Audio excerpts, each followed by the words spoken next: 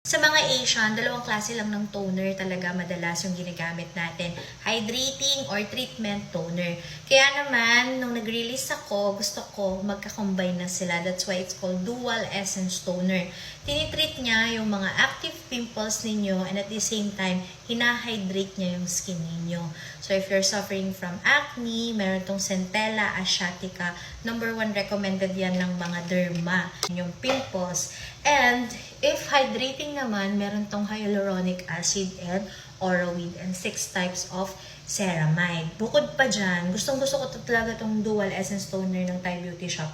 Kasi nga, meron tong 6 na klase ng ceramide which is kailangan na kailangan natin sa ating bansa na kung saan sirang-sira na yung face natin dahil po sa sunburn, sa pollution, and paggamit ng mga very harsh. Grabe yung pagka-very ko doon na mga toner. Yun yung mga sobrang hapde sa face natin na para bang nilalapnos yung mukha natin.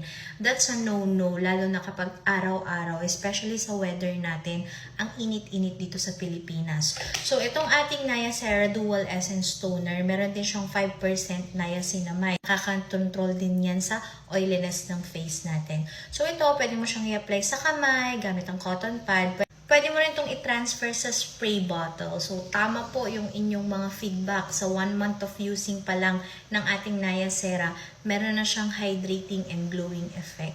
And kailangan magstay ito talaga kasi kasali ito sa routine ko ever since.